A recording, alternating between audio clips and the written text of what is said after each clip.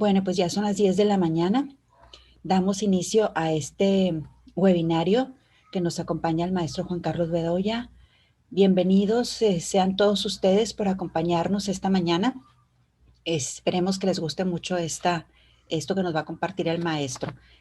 Antes de darle entrada al maestro, bueno, les platico primero la dinámica de la clase o de este webinario.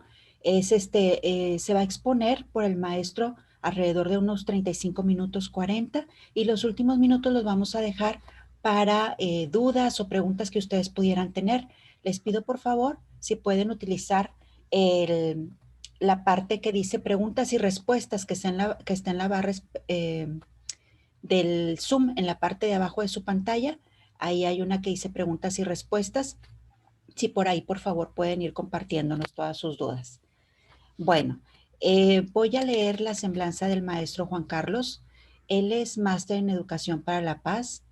Estudió una licenciatura en Comunicación Social en Bogotá.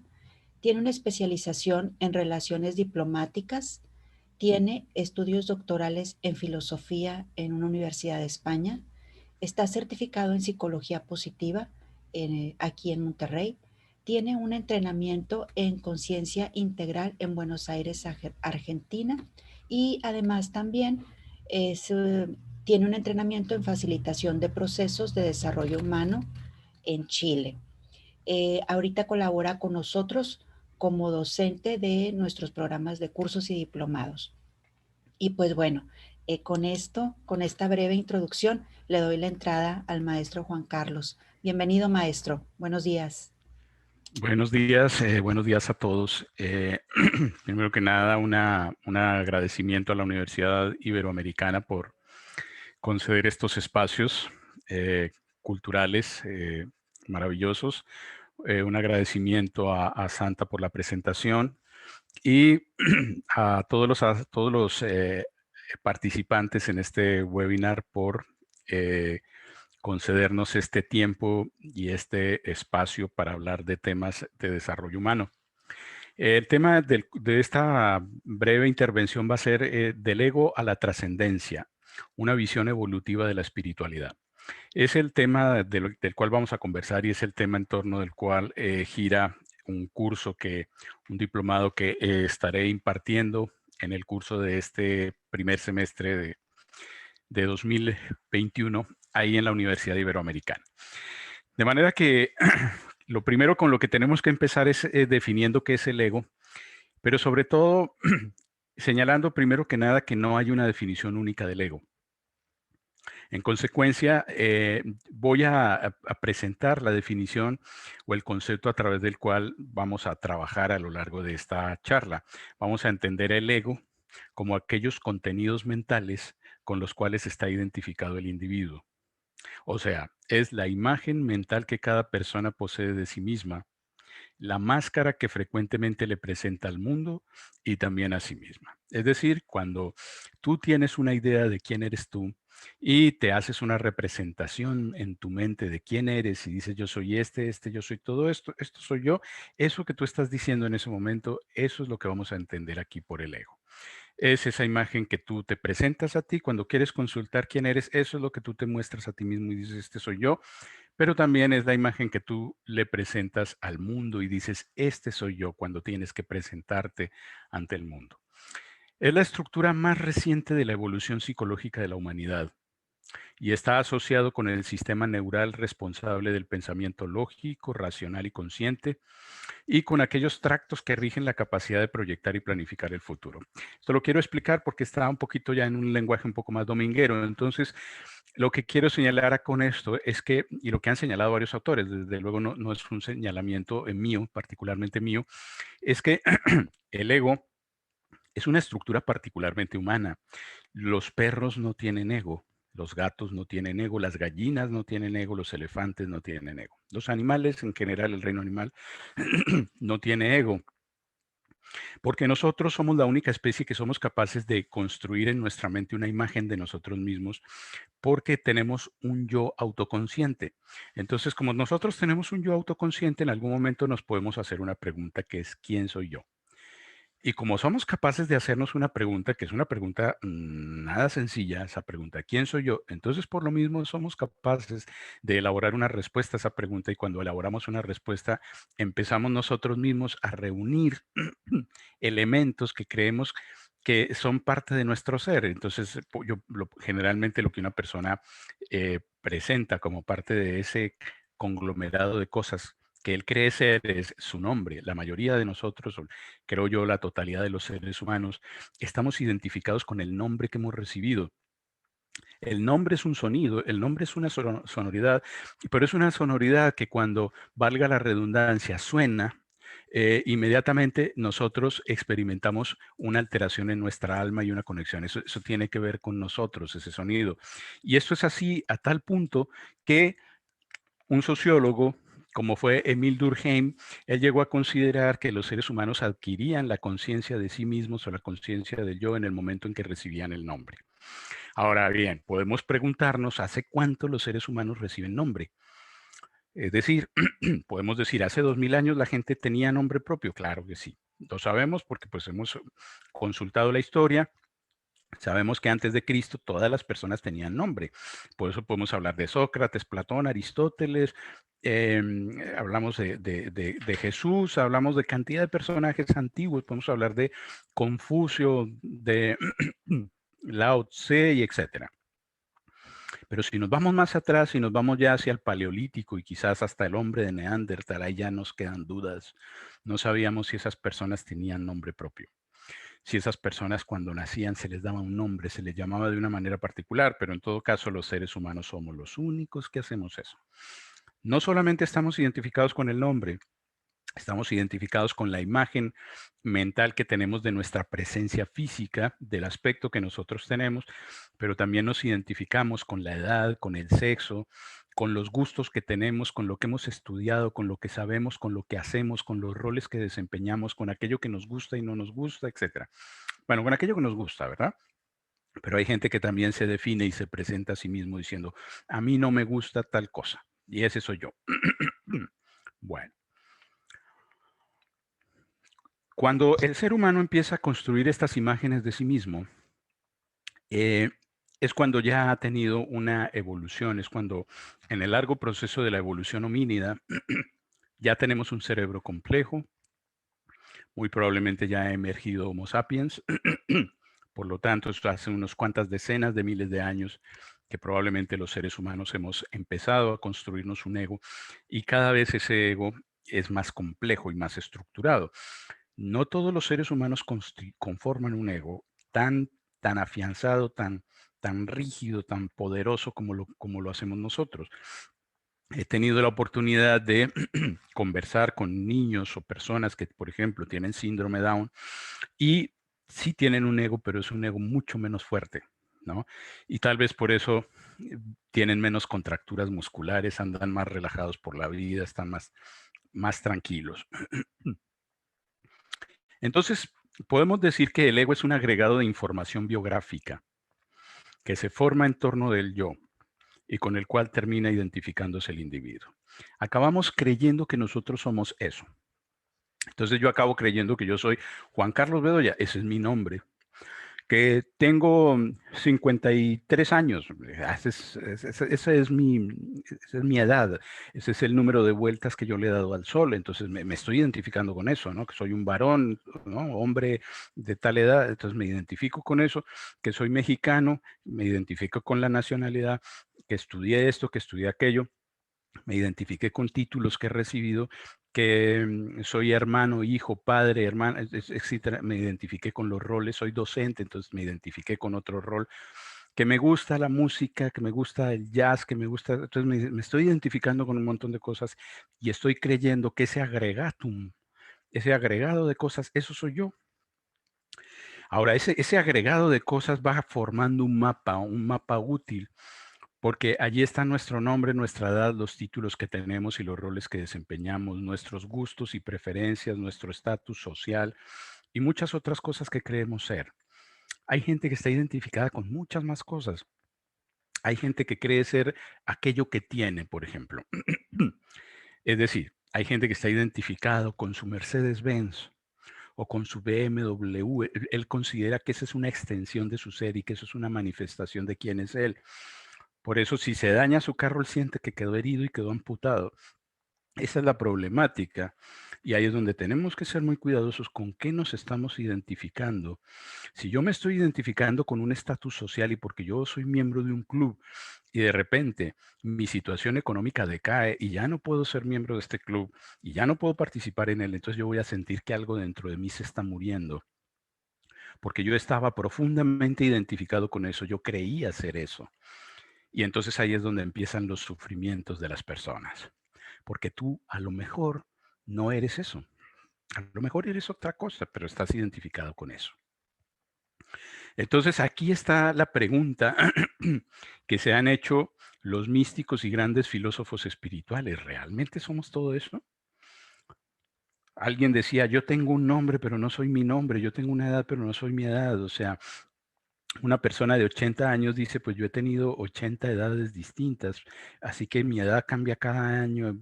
Yo creo que yo no soy mi edad, ¿no? Yo tengo una edad, pero no soy mi edad. Tengo un nombre, pero no soy mi nombre.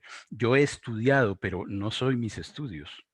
Más bien yo soy el que los ha hecho, pero no soy los estudios. Yo no soy mis conocimientos, yo tengo conocimientos. De manera que una cosa es el sujeto y otra cosa es eso que el sujeto cree tener o eso que el sujeto quiere poseer. La respuesta que la mística ha dado a esta pregunta, vuelvo a plantear la pregunta, ¿realmente somos eso? Todos estos datos. Entonces la respuesta que la mística ha dado a este interrogante ha sido que nosotros tenemos todo eso, pero no somos eso. ¿Sí? No es una pregunta, no es una cosa sencilla cuando nosotros empezamos a pensar qué soy, qué tengo. Generalmente cuando una persona quiere obtener una imagen de sí mismo, cuando alguien te pregunta tú, ¿qué porción de la realidad eres tú? Nosotros consideramos que nosotros somos todo lo que hay de la piel para adentro y que todo lo que hay de nuestra piel para afuera, eso ya no somos nosotros, eso es el mundo. Por lo tanto, yo tengo ropa, pero yo no soy mi ropa. Quizás traigo un reloj, pero no soy mi reloj. Eso es mío, pero no es directamente yo. Sin embargo, nosotros empezamos a decir, es que yo tengo unos ojos de tal color, o yo tengo pulmones resistentes, o mis rodillas me están doliendo ahorita. Entonces, cuando tú empiezas a usar la palabra mío y tengo, refiriéndote a tu cuerpo, quiere decir que a lo mejor tú estás considerando que tienes cuerpo, pero no eres tu cuerpo. Y luego va a pasar lo mismo con las emociones, ¿no? Y luego va a pasar lo mismo con los pensamientos. La persona va a decir, yo tengo pensamientos creativos, yo a veces tengo pensamientos un poquito tóxicos o yo a veces tengo buenas ideas que podría explotar mejor. Entonces ya estás diciendo que tú no eres tus pensamientos, sino que tú tienes pensamientos. Y en ese momento te estás identificando con el yo, con un yo que está más allá, está detrás de o por encima de todo esto. Y ahí es donde empieza esa pregunta filosófica, ¿quién soy yo realmente? El ego no es una estructura inútil, y ni es una estructura perversa que requiera ser eliminada, como algunas corrientes lo plantean. Es una estructura que necesitamos comprenderla, usarla adaptativa y funcionalmente y eventualmente trascenderla. ¿Por qué? Porque como es un mapa donde hay una cantidad de información valiosa acerca de quién eres tú, acerca de lo que tú crees ser, esa información no es nada despreciable porque pues están datos importantes, como por ejemplo los roles que tú desempeñas. Si ahí aparece que eres marido, eres esposo, eres padre, pues eso significa que tienes responsabilidades. No puedes decir, no, yo no soy eso. Yo desempeño ese rol, pero no, yo soy otra cosa. Yo soy un espíritu eterno que está probando aquí una experiencia humana y esto. Sí, pero esa experiencia humana implica responsabilidades. Y para saber cuáles son esas responsabilidades, el mapa del ego te ayuda un poquito. Porque ahí es donde tú puedes decir qué roles desempeñas, qué tareas tienes, quién eres. Y ahí es donde tú puedes descubrir si tienes, no tienes una misión de vida, qué es lo mejor que puedes hacer, cuáles son tus mejores aptitudes para prestarle un servicio a la gente. Todo eso va a estar allí en ese mapa. Lo que se necesita es que te des cuenta que ese mapa es algo, son cosas biográficas, no eres realmente eso. ¿Qué relación hay entre el ego y la espiritualidad? Es entonces la pregunta que podemos hacernos, porque han sido siempre los grandes pensadores espirituales que nos han hablado de trascender el ego. Y obsérvese que la palabra trascender significa ir más allá. Nunca han hablado de aniquilar el ego. Nunca ha habido eh, pensadores espirituales que digan, vamos a matar al ego, no. Ni que digan, vamos a exterminar y extinguir el ego. Vamos a trascenderlo hasta que el ego sea algo no tan significativo. Entonces, ¿qué relación hay entre el ego y la espiritualidad? En el momento del desarrollo humano en que una persona se identifica con su ego, que generalmente es desde niños hacia la adolescencia y se va dando cada vez una mayor identidad, queda trazada en su mente una frontera que separa su ser del resto del mundo. En el momento en que yo me identifico con una serie de cosas, yo digo, pues yo soy esto. Yo soy este paquete de cosas, soy este pequeño mapa con el que me identifiqué. Y en ese momento queda trazada una frontera que separa aquello que yo creo ser de aquello que yo no creo ser. ¿Sí? Si alguien se acerca y me dice, oye Juan Carlos, ¿eres astronauta? Yo voy a decir, no, no soy astronauta, soy un humanista, yo estudié otras cosas, pero astronauta queda fuera, va a quedar fuera de aquello con lo que yo estoy identificado. ¿Eres trapecista de circo? No, no, esa no la tengo. Quizás otras cosas por ahí que me preguntes, sí, pero esa no, esa quedó fuera del mapa. Quiere decir que hay una frontera y todo lo que queda dentro de la línea de esa frontera, todo lo que quedó dentro de este mapa, dentro de esta mancha aquí, esto soy yo. Todo lo que quedó para afuera, eso ya no soy yo. Por eso dice aquí entonces, en el momento del desarrollo humano en que una persona se identifica con su ego, queda trazada en su mente una frontera que separa su ser del resto del mundo. Ahora bien, la espiritualidad, y esto es algo muy importante que necesitamos mirar con ojo muy, muy fino lo que está enunciado en este párrafo. Dice, la espiritualidad es un impulso primigenio de todo ser humano a romper las fronteras que los separan de la totalidad. Esto es muy importante, son palabras mayores. Toda persona, sin excepción, y no importa dónde haya nacido, puede haber nacido en el África ecuatorial, puede haber nacido en el extremo oriente, puede haber nacido en el África, en la Europa central, en Sudamérica, en Norteamérica, en Filipinas o en Hawái, viene con un impulso, va desarrollando un impulso primigenio, viene con él. Es un impulso originario que lo impulsa a conectarse, a establecer conexión con la totalidad, con todo lo que existe, porque no se quiere experimentar separado de. La espiritualidad es la tendencia a vincularse y o unirse a la totalidad. Llámese esta totalidad humanidad, mundo o cosmos o universo. Y responde a una fuerza de cohesión universal. Una fuerza que cohesiona las cosas, que cohesiona el universo, mantiene la cohesión de las cosas. Una potencia que hace de muchos uno. Así fue definido el amor por los filósofos griegos antiguos. Se definía el amor como la fuerza que hace de muchos uno, ¿no? Cuando Platón se preguntó qué era aprender, qué significaba aprender, él dijo aprender es recordar, ¿no? Pero la palabra recordar tiene un prefijo en latín que es re, que significa regresar, y cordis, que significa corazón. De manera que recordar es regresar al corazón. Regresar al corazón significa volver al centro. Cuando uno dice el core business, el corazón del negocio, lo que uno quiere decir es el núcleo. Cuando uno dice voy al corazón de la ciudad, está diciendo voy a ir al núcleo, al centro de la ciudad. El anhelo prioritario y espontáneo de todo ser humano es experimentar la unidad. Y la única manera de experimentar la unidad es a través de una conexión, estableciendo conexión con el mundo. Hasta un científico, porque alguien puede decir, no, pero conozco gente que no le interesa la espiritualidad en lo absoluto, no sienten eso, son racionalistas, no son creyentes en nada, etcétera.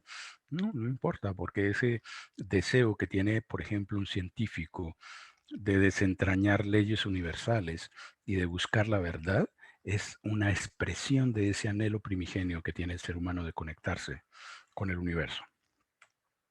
En consecuencia, la búsqueda espiritual impele, impulsa, ¿sí?, al individuo a trascender las fronteras de su ego, a trascender cualquier límite que el individuo se haya impuesto en torno suyo, ¿sí?, a rebasarlo. Es como una fuerza que va más allá de cualquier frontera. Entonces, la búsqueda espiritual va impulsando al individuo a trascender las fronteras de su ego y a lograr una identificación, ahí dice lago, pero en realidad es con algo más grande que la propia individualidad. Así es. Es un sentido de conexión, ¿no? Cuando se decía que el amor es la fuerza que hace de muchos uno, la fuerza entonces es una fuerza que hace de la multiplicidad, tiende a convertirla en una unidad, es decir, tiende a unir, ¿no? Los antiguos, bueno, dentro de toda esta historia de la espiritualidad y de esta búsqueda de la unidad y de este impulso espiritual, ha habido pensadores que han hablado de algo que se llamó la gran cadena del ser. Fue un concepto que luego cayó en desuso. Hoy en día era un concepto científico, lo manejó la filosofía durante muchos años y sobre todo en el ámbito de la biología. Hasta el siglo XVIII todavía había pensadores como Bonnet, Lamarck, Robinet, que hablaban de la gran cadena del ser, que para ellos era como la cadena que unía a todos los seres en distintos niveles de profundidad y de conciencia. Voy a dar una explicación muy sencilla. Aristóteles consideraba, por ejemplo, que una larva tenía menos profundidad o tenía menos complejidad interior, o sea, menos vida psíquica, llamémoslo así, que una rana, por ejemplo. Y que la rana probablemente tenía menos vida, profundidad psíquica, porque era menos compleja, digámoslo así, que un mamífero. Y que el mamífero probablemente tenía menos complejidad psíquica que un humano, ¿no? Aristóteles todavía no sabía de la existencia de los microorganismos, entonces no sabía de la existencia de lo que luego llamaron durante un tiempo los protozoos, los microbios, ni algo, seres unicelulares, ni algo todavía más simple como las bacterias, ¿no? Como el COVID que nos tiene aquí ahorita recluidos a todos, pero que estaría en la base de la gran cadena del ser, ¿no? En la gran cadena del ser habría átomos, luego algo más complejo que serían las moléculas, luego algo todavía más compleja que serían las cadenas moleculares como el ADN o el ARN, luego algo más complejo como las bacterias primitivas, luego algo más complejo como las células complejas como los parameciums o las amibas y cosas así, luego seres más complejos como vegetales pluricelulares y luego animales pluricelulares y luego animales más complejos como los mamíferos que tienen un mundo emocional y luego seres todavía más complejos como los primates superiores o el humano que ya tiene un mundo simbólico, un lenguaje y un pensamiento, el humano moderno que tiene todo eso, un pensamiento complejo, tiene conciencia del yo y tiene una conciencia ética o una conciencia moral. Hay un proceso evolutivo ahí como un encadenamiento en el que van emergiendo estructuras cada vez más complejas. La gran cadena del ser representaba eso, esa cadena desde lo más simple hasta lo más complejo. Desde lo más elemental hasta lo más elaborado, lo más intrincado y lo más profundo, llamémoslo así, a nivel psíquico. Algunos psicólogos transpersonales y personas interesadas en la espiritualidad recuperaron el concepto de la gran cadena del ser y estas personas presentan la gran cadena del ser en forma de un círculo. Ese círculo lo tenemos nosotros aquí en la pantalla de la computadora y ese círculo representa una evolución que comienza en el punto inferior del círculo donde estoy señalando con el cursor y esa evolución se empieza a desplegar por este arco y va avanzando. Aquí el universo va desplegando estructuras cada vez más complejas hasta llegar a este punto. En este punto se cruza la frontera y aquí empiezan a emerger entidades, seres que tienen autoconciencia. Son seres conscientes de ellos mismos, es decir, tienen conciencia reflexiva, por lo tanto, diríamos de otra manera, tienen un yo autoconsciente, ¿sí? Ese sería, ese sería el significado de esa frontera que estamos trazando aquí en este punto, ¿sí? Acá estarían los seres autoconscientes, seres que tienen un ego, y aquí dando la vuelta cruzarían una segunda frontera, se cruzaría una frontera y aquí emergerían conciencias, seres que han trascendido su ego y que tienen una conexión cósmica o con el universo, con el mundo, tienen un sentido de responsabilidad y de amor. No hay que pensar en cosas mágicas, ¿eh? Cuando pensamos en esto de acá, no hay que pensar en ciencia ficción, simplemente hay que pensar en individuos que han desarrollado un amor para ir más allá de las fronteras de su propio yo, experimentar grandes responsabilidades, responsabilidades con el planeta, responsabilidades con el mundo, las han asumido y finalmente vienen de regreso hasta experimentar una unidad o una conexión total con el universo. Bien, de acuerdo con este círculo que acabamos nosotros de presentar, podemos señalar entonces que hay tres arcos. El primer arco es el arco que vamos a llamar el arco subconsciente, preegoico y prepersonal. Es el arco en el que se encuentra toda la evolución anterior a la emergencia, al surgimiento de la conciencia del yo humano. Es donde se encuentran los animales, los vegetales y todos los homínidos que nos antecedieron a nosotros. Ahí se encuentran los Australopithecus, ahí se encuentra el Homo habilis, Homo erectus, una cantidad de homínidos que existieron antes que nosotros. Cuando ya cruzamos esta frontera es cuando emerge el ser humano contemporáneo. O sea, es cuando ya emerge los seres autoconscientes, que tienen una conciencia personal o egoica. Si hay otros planetas, vamos a suponer, ¿no? Alguien puede decir, mira, debe haber otros planetas, otros mundos donde hay vida humana o donde hay vida parecida a la humana, es decir, donde hay seres que también tienen conciencia de sí. Esos seres entrarían ahí. No importa qué forma tengan, no importa, pero eso quiere decir que esos seres participan de este arco del cosmos. Quiere decir que la evolución comienza en sustratos donde la conciencia es una conciencia indiferenciada, donde predomina la conciencia unitiva. Un poco los bebés recién nacidos viven en este estado de conciencia. Los bebés recién nacidos no tienen conciencia de sí, es decir, no saben qué forma tienen, no tienen imagen de ellos mismos, no tienen yo, no son conscientes de ser sujetos experimentando o teniendo experiencias.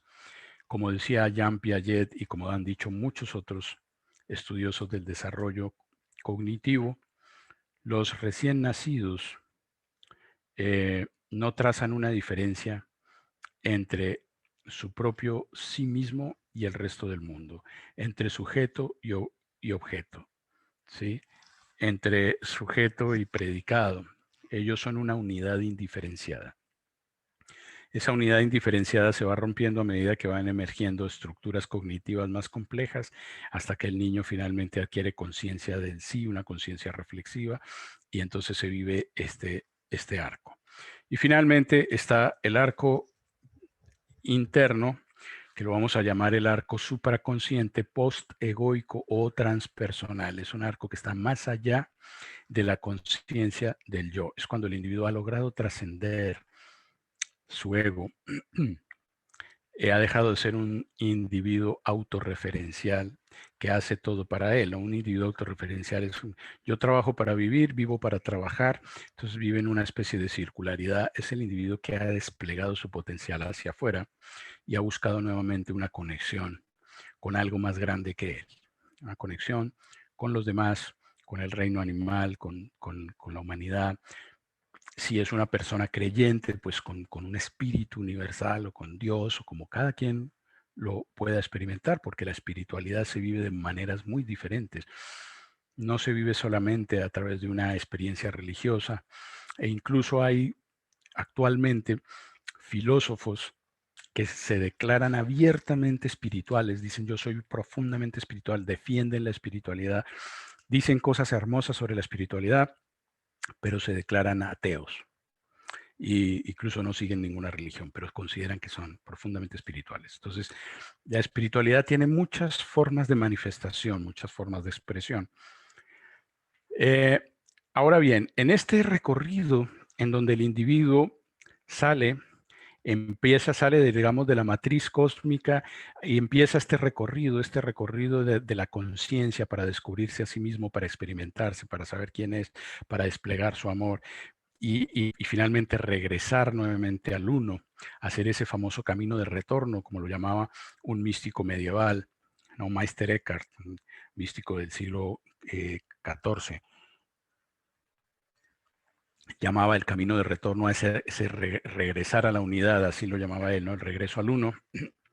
En este largo recorrido hay un punto en donde estamos en contacto con esta línea que es el sustrato inconsciente, es lo que nosotros podríamos llamar el misterio. Es el punto de partida, así como los físicos se preguntan qué había antes del Big Bang, qué había antes de que emergiera el universo. Y la respuesta es que no había un antes, porque esta respuesta no solamente la dan los físicos, es la respuesta que dio alguna vez San Agustín cuando se preguntó qué hacía Dios antes de crear el mundo, ¿no? Voy a decir algo muy filosófico, por favor, ustedes no se preocupen porque puede dar dolor de cabeza si uno no ha desayunado bien. Pero no son palabras mías, son palabras de San Agustín. Decía, es que antes de la creación del universo, antes de que emerja el universo, no existe el tiempo. Como no existe el tiempo, no hay un antes, ¿sí? No existe el antes. Por lo tanto, el punto a partir del cual se origina el universo es un punto en el que nacen el tiempo y el espacio. Por lo tanto, preguntarse qué hay más allá, antes, es un misterio, es una pregunta que no hay ni siquiera la posibilidad de poderla formular adecuadamente. Pero entonces aquí lo vamos a representar como el sustrato inconsciente. Y surge esto, aquí surge la conciencia del yo, aquí es donde los seres humanos aparecemos, aquí es donde los seres humanos nos damos cuenta de que podemos reflejarnos a nosotros mismos, podemos pensarnos a nosotros mismos. Aquí es donde descubrimos nosotros los seres humanos que tenemos una mente, que estamos encerrados en nuestra mente, que nacemos, crecimos, morimos y vivimos encerrados en nuestra mente, no podemos salir de la mente. Vemos el mundo con la mente, pensamos el mundo con la mente. La imagen que tenemos de nosotros mismos es una imagen que se crea en la mente. Y entonces es cuando el individuo, para poder consolidar su individualidad, corta los lazos primarios, trata de tener un pensamiento propio, una escala propia de valores, y es cuando experimenta una soledad inmensa. Y esa soledad la llamó Erich Fromm un sentimiento de separatividad. Es cuando el individuo se siente separado. El máximo nivel de separación se presenta en el nivel más distante de la unidad. Aquí es la unidad, el nivel más distante está en el extremo contrario. Aquí abajo donde está esta estrellita que acaba de aparecer, es el punto de la unidad. Y en su punto contrario es donde se encuentra el cenit egoico. Es el punto de máxima distancia, de acuerdo con este esquema que planteaban algunos místicos. Decían, bueno, aquí es donde los seres humanos nos encontramos, o donde una buena parte de la humanidad se encuentra, porque no todos los seres humanos van parejos, digamos. Entonces se encuentran acá y en este nivel es donde se tiende a experimentar una gran soledad, un sentimiento de separación. Y a veces el individuo que llega acá queda atrapado en la autorreferencialidad, tratando de vivir propósitos que no van dirigidos hacia afuera de él, sino propósitos que van dirigidos hacia él mismo. Como alguien que, por ejemplo, dice, mi meta en la vida es llegar a ser muy famoso. ¿Para qué? No, para que la gente sepa de mí. ¿Pero por qué? ¿Para qué? No, porque yo quiero ser famoso. Decía Víctor Frank, decían, los seres humanos somos buscadores de sentido. Queremos darle significado a lo que hacemos. Nos preguntamos un para qué y somos los únicos que nos preguntamos de dónde venimos y para dónde vamos. Y es cuando nos hacemos esa pregunta que podemos romper esta circularidad egoica. Y es cuando el individuo puede empezar a preguntarse por qué está acá, qué quiere hacer con su vida, y es donde puede experimentar el deseo de ir más allá de las fronteras de su ego y lanzarse a la conquista del arco interno, es decir, regresar a integrarse. ¿Por qué está esta línea en este lugar? Porque cuando el individuo cruza esta frontera y descubre su yo, en ese momento por primera vez se siente separado del resto del universo. Eso es lo que le pasa a la inmensa mayoría de la humanidad, ¿no? Los seres humanos dividimos el campo de la experiencia entre yo y lo otro. ¿Qué es el yo? Yo, lo que yo creo que soy yo, yo. ¿Y qué es lo otro? El resto del universo. ¿Y qué hace mucha gente a lo largo de la vida? Protegerse del resto del universo, defenderse del resto del universo, cuidarse del resto del universo. Y experimentan la vida como casi como una lucha, una guerra entre él y el resto del universo. Y se sienten desconectados y alguien diría incluso al universo no le importo yo y en el momento menos pensado el universo me borra de la existencia. Entonces, de alguna manera, el ser humano se experimenta como una isla nacida de las aguas de un océano. Hagan de cuenta ustedes que esta curva es la isla que emerge y esta es la superficie de las aguas de ese océano. El individuo salió de ese océano, está en esta isla y este océano amenaza constantemente con volverlo a devorar. Y ahí es donde el individuo se quiere quedar acá protegiéndose y cuidándose y salvaguardando a toda costa su integridad, pero no logra encontrarle un sentido o un significado a su existencia. Hasta que no logre vencer, digamos, ese miedo y decide echarse un clavado nuevamente en las aguas de ese océano, ya no para volverse a fundir en él, porque el individuo aquí todavía estaba un poco fundido y confundido, aquí se logró diferenciar, sino para integrarse conscientemente a él y poderse integrar, digámoslo así, en esos términos, amorosamente a esa totalidad, ¿no? Bueno, esto nos explica un poco, cerrando ya lo que hemos venido exponiendo y para darle término a esta intervención, nos explica esa conexión que existe entre la espiritualidad y el ego. Por una parte existe la necesidad de que nosotros tengamos una imagen clara de nosotros mismos, sepamos, nos conozcamos a nosotros mismos, es muy importante, porque no todos los seres humanos somos iguales. ¿En qué somos diferentes? En nuestra personalidad. Y por lo tanto, siendo diferentes en la personalidad, cada uno de nosotros tiene una imagen de sí mismo distinta, particular. A veces esa imagen ni siquiera coincide con quienes realmente somos, pero tenemos una imagen de nosotros, ¿no? Que nos es útil para podernos entender, para explorarnos. Usamos esa imagen como mapa para saber quiénes somos, para entendernos, para saber por qué hacemos lo que hacemos. Pero al mismo tiempo tenemos un impulso desde que se expresa en todas partes, un deseo, un sentimiento de ir más allá. ¿Por qué hay ese sentimiento? Y contestando esta pregunta, termino esta exposición. Es la pregunta de los $64,000. ¿Por qué el ser humano tiene un impulso y un deseo de conectarse con todo? Porque hay un anhelo de completitud. La palabra más exacta es de plenitud. Y todo ser consciente toda conciencia es una conciencia de inacabamiento. Todo ser vivo que tenga conciencia es consciente de su inacabamiento. ¿Qué quiere decir eso? Que no está completado. Somos seres hasta cierta medida inacabados. Ninguno de nosotros somos de una determinada manera. Venimos siendo de una determinada manera, pero no ha terminado ese proceso. Por eso el desarrollo humano dura toda la vida. Desde que nacemos hasta que morimos estamos en ese proceso de desarrollo humano, tratando de darle significado a la existencia, tratando de trascendernos a nosotros mismos, tratando de vencer nuestras limitaciones, tratando de superar los obstáculos que enfrentamos en la vida, tratando de expandir nuestra conciencia, tratando de convertir nuestros defectos en virtudes, etcétera, etcétera, etcétera. Esa es la conciencia de inacabamiento y esa es la constante búsqueda de plenitud o completitud que tiene el ser humano. Y esa conciencia lo lleva al individuo a querer abrazar el universo y conectarse con el universo. Bueno, creo que podemos dejar por ahí, pues es un tema muy profundo, es un tema filosófico, por eso ocupamos un semestre para hablar de él, un diplomado para hablar de él. Así que bueno, doy por terminada la exposición y le cedo la palabra a Santa. Muchas gracias. Gracias. Sí, muchas gracias, maestro, por compartir estos conocimientos.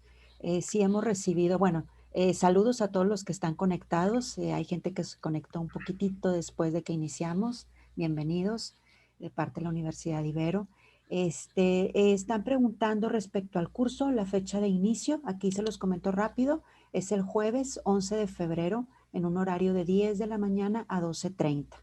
El total son 15 sesiones, van a ser 15 jueves, y viene siendo 38 horas el curso, 38 horas de duración. De todas formas, en el transcurso del día de hoy les voy a estar haciendo llegar a sus correos la información de este curso junto con la liga de la grabación de este webinar para que ahí lo tengan y puedan consultarlo nuevamente más adelante. Bueno, empezamos con las preguntas, maestro. Aquí nos pregunta Marta, bueno, le pregunta Marta, ¿qué diferencia hay con la autoestima y el ego? Ok. Todos tendemos a desarrollar un ego, ¿verdad? Es decir, todos desarrollamos una imagen de nosotros mismos, pero yo puedo aceptar o no aceptarle la imagen que tengo de mí mismo. Yo puedo tener una imagen de mí mismo empobrecida y sentirme insatisfecho con esa imagen que tengo, con eso que creo yo ser. Porque, claro, la imagen representa lo que yo creo que soy. Y entonces puedo estar insatisfecho con esa imagen y, por lo tanto, creerme a mí mismo no suficientemente digno de mi propio aprecio o de mi propia estima. Y en esa medida, entonces, yo poder expresar o poder manifestar un poco amor o un poco aprecio por lo que realmente soy. Y en ese caso, pues tengo una baja autoestima, por ejemplo. O por el contrario, yo encontrar ese cuadro que yo he dibujado de mí mismo, esa pintura que yo he dibujado de mí mismo, ese cuadro que mi mente ha creado de lo que yo soy, y encontrarlo admirable o encontrarlo gratificante y satisfactorio, y por lo tanto sentir un aprecio por eso que yo soy y por lo tanto gozar de una sana autoestima. ¿Sí? Esa sería la diferencia, ¿no? Entre la imagen del ego, que es, digamos, un acto meramente cognitivo, y la autoestima, que es una valoración que yo hago de mí o no que hago de mí, y toda valoración ya implica un acto volitivo, ya no meramente cognitivo, es un acto de la voluntad, ¿no? Bueno, esa sería mi respuesta. Gracias, maestro, muy amable. La otra pregunta es de María Guadalupe. Bueno, hace una pequeña reflexión y luego ya una pregunta. Dice, la percepción de algunas corrientes filosóficas o espirituales de matar el ego lo he escuchado frecuentemente.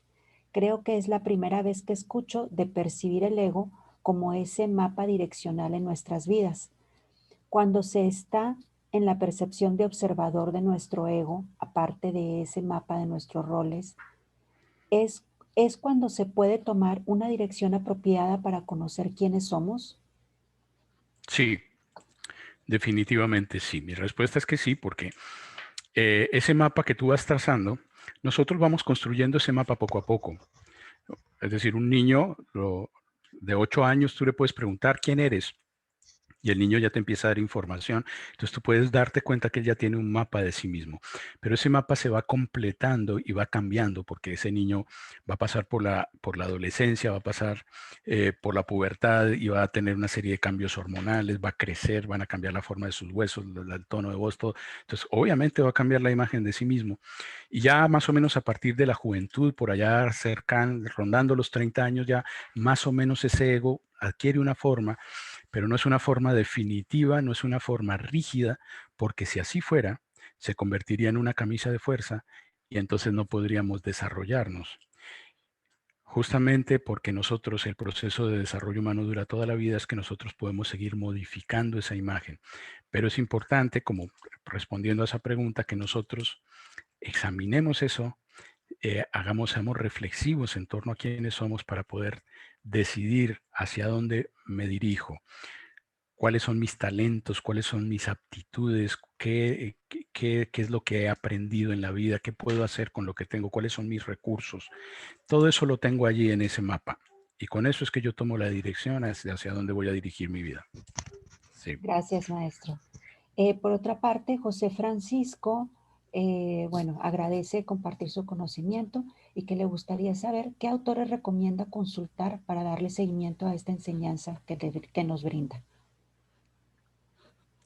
Bueno, le recomendaría, hay varios autores, muchos, pero le recomendaría por ahora a un autor que creo yo que va por esta línea de lo que yo he venido exponiendo, que se llama Ken Wilber.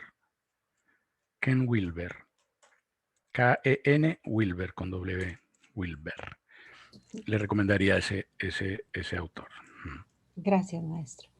Sí. Rita nos dice que ubica algunas formas de trascender a la conciencia a través de la terapia, la meditación. ¿Qué otras nos puede comentar?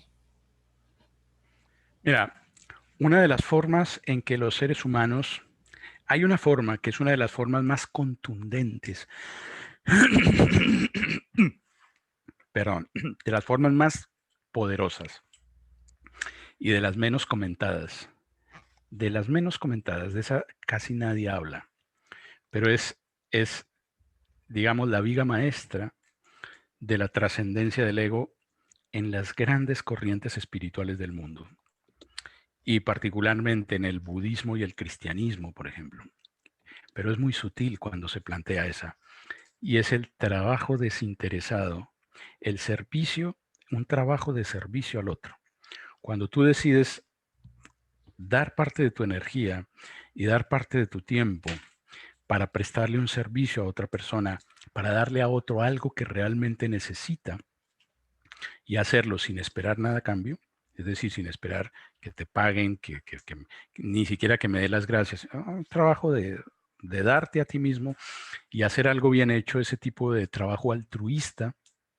Ese tipo de trabajo altruista es una de las claves más extraordinarias para la trascendencia del ego, porque genera efectos muy interesantes. Cuando la persona lo hace, se pone a prueba en muchos sentidos.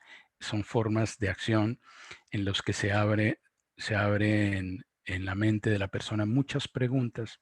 El individuo comprueba qué expectativas tiene acerca de la vida. El individuo explora por qué realmente está haciendo lo que hace. El individuo se cuestiona cómo se siente frente a lo que está haciendo. ¿Qué pasa cuando no obtiene la respuesta que esperaba a ese trabajo? ¿No? Eh, esas son formas extraordinarias de hacerlo. Otra es incrementando el amor, asumiendo responsabilidades. Cuando la persona asume responsabilidades que van más allá de lo personal y del ámbito familiar, como cuidar el medio ambiente, no tirar papeles en la calle, ser considerado. Cuando vas manejando, por ejemplo, poner las direccionales para indicarle a la persona que está allá adelante, no solo al que está atrás, sino al que está adelante, que tú vas a doblar a la derecha para que él cruce la calle tranquilo. Cuando empiezas a pensar en los demás, ahí empiezas a trascender el ego. Empiezas a ir a trascender la perspectiva egocéntrica que con la que venimos, digamos, naturalmente a este mundo, ¿no? Gracias, maestro. Sheila pregunta que si nacemos con un ego o surge en alguna edad del desarrollo humano. Nacemos sin ego, nacemos sin conciencia del yo, nacemos sin una frontera entre el yo y lo otro. El recién nacido ni siquiera tiene una imagen clara de qué forma física tiene él. Un bebé no sabe que tiene espalda. Un bebé cuando mueve los brazos así no sabe que esa porción de universo que está atravesándose frente a sus ojos es un pedazo de él mismo. Él se va dando cuenta poco a poco. Entonces, el ego va surgiendo a medida que se van desplegando los procesos cognitivos y a medida que el individuo va teniendo experiencias sensoriomotrices. Gradualmente el niño se muerde la mano y no le duele, muerde la manta y no le duele, descubre que algunas porciones del mundo físico son él, otras porciones no son él, y poco a poco va trazando las fronteras entre lo que él cree que es él y lo que no es él. Y poco a poco se va entonces formando, ¿no?, esa imagen que él tiene de sí mismo. Y no hay una edad, no hay una edad definitiva. Así para decir, a esta edad ya se formó el ego, ¿no? Más o menos en la adolescencia ya hay una estructura formada, pero es una estructura cambiante, seguirá siendo cambiante y cuanto más flexible sea, mejor. Cuanto más rígido sea la imagen que tiene el individuo, menos, no va a ser muy bueno. Esa persona, porque se van a bloquear procesos de desarrollo y esa persona probablemente va a sufrir mucho. Sí. Gracias, maestro. Ignacio también pregunta por aquí, ¿cuáles técnicas o acciones ayudan a ir dejando la identificación con el ego para ir evolucionando de forma consciente y ascendente en la espiral del desarrollo transpersonal? ¿Me puede repetir la primera frase, la de la pregunta, ¿cuál es qué? ¿Fue lo que preguntó? Técnicas o acciones. Ah, yo diría que las que mencioné hace un momento. La trascendencia, sucede que para la trascendencia del ego no hay recetas, no hay recetas. Em, Podría uno decir, no, pues yo he oído así como cosas como que tú trata de verte desde afuera y trata de verte a ti como atestiguándote. No, en realidad eso no funciona mucho. Los años, las décadas de estudios sobre esto han demostrado que no funciona. La única experiencia que hace que un individuo vaya más allá de sí mismo, primero, es que el individuo asuma profundas responsabilidades, desarrolle una conducta ética y desarrolle un profundo amor hacia sus semejantes, hacia lo que los rodea, porque no solamente hablo del reino humano, sino también del reino animal, un profundo respeto por los animales, por la naturaleza, y vaya asumiendo responsabilidades en ese sentido, porque si no las asume, entonces ese amor se queda en un mero sentimiento, una especie de sentimentalismo romántico. Oh, yo quiero a la humanidad. Hay una frase que dice, amar a la humanidad es fácil, lo difícil es amar al vecino. Entonces, empezaría por ahí. Más bien es un trabajo de respeto, tolerancia, cuidado hacia todos los seres humanos, controlar el impulso terriblemente crítico que a veces tendemos a desarrollar, lo promueven muchas las redes sociales, los medios masivos. Creemos que desarrollar un pensamiento crítico es acá, es ver la mancha en la alfombra o el punto en la pared por todas partes, ¿no? Eso realmente es una problemática. Eh, para que el ego evolucione, las personas que han podido trascender su ego son personas profundamente propositivas, no son personas que se quejen tanto acerca del mundo, que anden criticando el mundo, porque han desarrollado una gran aceptación hacia las personas y hacia la condición humana. Por lo mismo, son personas altamente propositivas, son los que hacen grandes cambios, ¿no? Entonces, yo diría que es un proceso muy largo y muy complejo que se origina con esto que yo dije hace un momento. Lo primero es ir desarrollando un amor y profundas responsabilidades vinculadas con ese amor, ¿sí? Gracias, maestro.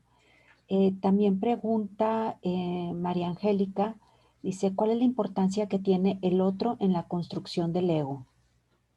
Bueno, lo que sucede es que a medida en que yo voy definiendo mi yo, voy adquiriendo conciencia de mí mismo, en esa misma medida voy adquiriendo conciencia del otro, ¿sí? Mientras yo no tengo una clara conciencia de mí mismo, no tengo una clara conciencia del otro y no veo al otro como un otro. Esa es una problemática. La gente que no ha desarrollado bien, no tiene bien consolidado el ego, estamos hablando de un ego sano, pero bien estructurado, no suele admitir que el otro es realmente otro. Y entonces son personas que solamente quieren relacionarse con personas parecidas a él, que piensen como él, que les guste lo mismo que él, que sean fanáticos del mismo equipo deportivo, es decir, y les cuesta mucho trabajo vincularse con el otro, con verdaderamente el que es otro, el que tiene otro pensamiento, otra manera de ver las cosas. Entonces, a medida que se va consolidando esa conciencia, el individuo va adquiriendo una visión de una perspectiva diferente, puede ir adquiriendo una visión de una perspectiva diferente de la propia.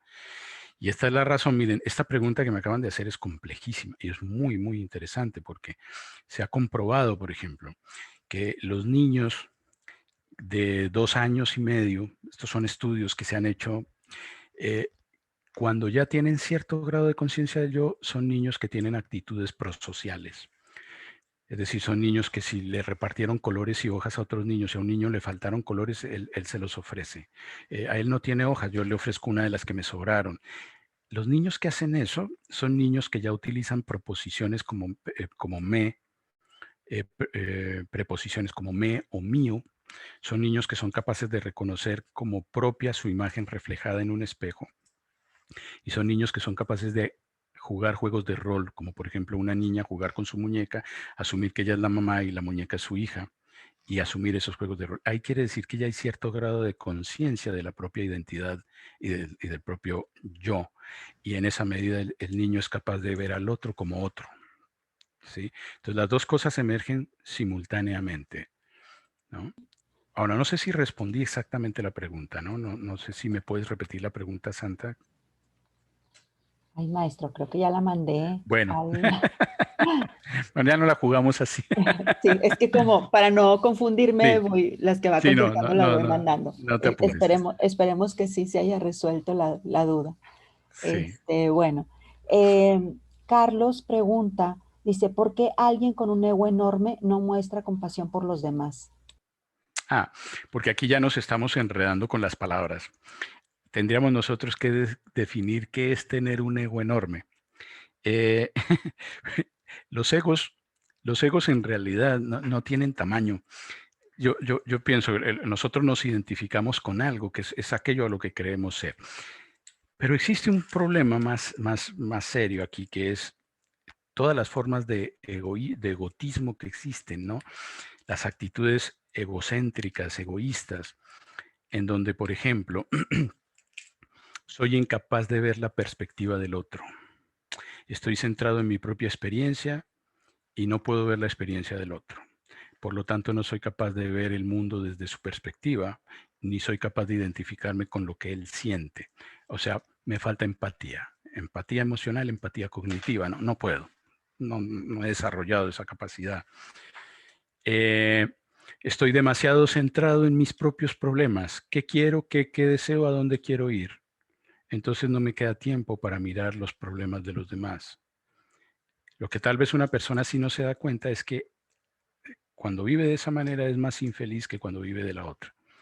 ¿Sí? Es decir, si yo vivo en la torre de un castillo donde en vez de tener ventanas que me permiten ver el paisaje y ver a los seres humanos que pasan y ver el río y las montañas y los días de lluvia y los días de sol, en vez de tener ventanas tengo espejos, entonces todos los días voy a ver mi propio rostro reflejado.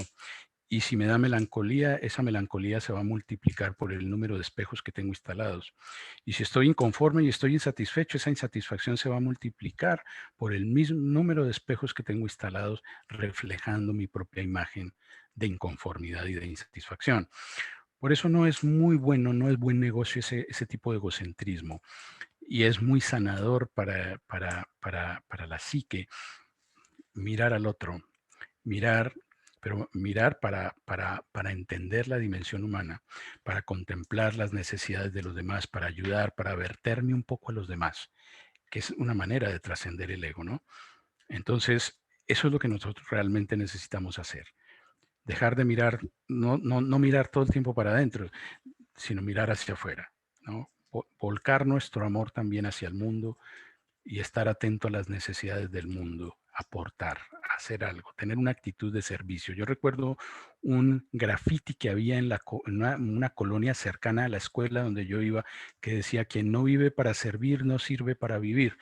Yo siempre miraba eso y me cautivaba muchísimo. Bueno, esa es una de las grandes enseñanzas, por ejemplo, que tiene el budismo, ¿no? ser mejor para servir mejor y servir para ser mejor, ¿no? Es un juego allí. Gracias, maestro. Em, es necesario, de parte de Carmina, ¿es necesario para trascender el ego tener una buena autoestima? Muchas veces así es. No siempre, pero la mayoría de las veces así es. Cuando una persona se siente segura de sí mismo, confía en ella, en lo que puede, en lo que es capaz de hacer, con esa misma seguridad se vuelca al prójimo, ayuda, atiende las necesidades de los demás y se conecta con el mundo. En 2 ocasiones a mí me han invitado a dar unas capacitaciones para temas de servicio en lugares donde las personas tienen que atender al público, porque se han quejado los dueños, ¿no? Dicen, "Oh, es que no atienden a la gente, son muy displicentes con los clientes". Y cuando yo he llegado allá, lo que he descubierto es que esas personas no tienen mucha autoestima y entonces no se sienten, les falta seguridad para pararse frente al otro, mirarlo a los ojos, hacerle una mirada agradable y decirle, ¿en qué te puedo servir? O estoy atendiendo a una persona y ya llegó otra, mirarlo brevemente y decirle, enseguida lo atiendo. Y seguir aquí, o sea, tener esa capacidad, esa confianza, a veces ayuda, sí. La autoestima ayuda a que puedas trascender las fronteras, a que puedas trascender tu miedo. Para la mística, lo contrario del amor no es el odio, es el miedo, ¿no? El miedo hace que el individuo se llene de barreras, le pinte la raya a todo el mundo y gaste demasiada energía en mecanismos defensivos. Y eso le impide trascender, ir más allá de las fronteras de sí mismo, ¿no? Gracias, maestro. Y bueno, pues la última pregunta, porque ya son las 11, Ok. pero nos gustaría, a ver si puede contestar. Dice Yasmín, ¿cuál es la diferencia entre trascender el ego y necesidad de reconocimiento? Ah, no, es una necesidad, son diferentes, algo muy diferente. Mira, pues una necesidad de reconocimiento es cuando la persona eh, necesita, no se siente, él no, le cuesta trabajo a él mismo reconocer, se siente inseguro de lo que él ha logrado, de lo que él ha hecho, y de repente necesita que otras personas le manifiesten esa, ese reconocimiento, le manifiesten que lo que él ha hecho es valioso, ¿no? Esa es una necesidad de... La trascendencia del ego es otra cosa porque no es una necesidad, no es un... La trascendencia del ego no se hace por una necesidad de que el otro me dé seguridad, de que el otro me dé soporte o de que el otro me preste un apoyo, sino casi a la inversa. Es una necesidad que yo tengo de brindarle un apoyo al otro, de darle al otro un reconocimiento, de prestarle mi mano a otra persona. Entonces, no se da tanto porque yo me sienta en una condición deficitaria, sino por el contrario, porque me siento de alguna manera rico, pero en una riqueza, es una riqueza espiritual, ¿sí? Y por lo tanto, me siento saludable, entonces tengo energía para darte tiempo. Me siento tranquilo y sereno, he logrado serenar mi mente, tengo tiempo para escuchar lo que me quieres contar y oírte y prestarte mi mano y mi hombro para que te apoyes. Eh, entonces es más bien es un acto expansivo, ¿no? Es como para ponerlo simbólicamente, hay una luz adentro que se expandió y quiere alcanzar a los demás y esa es, digamos, la forma en que se trasciende el ego. Esa luz hacia los demás es una necesidad de servicio, no es una necesidad de ir a presumirle al otro quién soy yo, no. Es una necesidad de prestarte una ayuda, en qué te puedo colaborar, en qué te puedo servir. Sí. Y para poderle prestar un buen servicio a los demás hay que ser receptivos porque el otro es el que me va a comunicar su necesidad y entonces así yo le puedo dar lo que el mundo necesita, no lo que yo tengo ganas de darle al mundo, ¿no? Sino lo que el mundo necesita. Bueno, muchas gracias. Gracias, maestro. Pues bueno, ya con esto damos por finalizado este webinario. Les queremos agradecer mucho el haberse conectado en nombre de la Universidad Ibero. Esperemos pues estar con ustedes en un futuro próximo. Tenemos más webinarios, incluso pues también los esperamos en nuestros cursos. Maestro, muchísimas gracias por el apoyo y su colaboración en darnos este conocimiento, en brindar este conocimiento. Al contrario, gracias a la universidad y muchas gracias a ti, Santa, por tu apoyo. No hay de qué, maestro. Bueno, pues que pasen muy buen día. Muchas gracias. Nos vemos Bueno, pronto. Hasta luego, maestro. hasta luego, que estén muy bien Bye. todos. Gracias.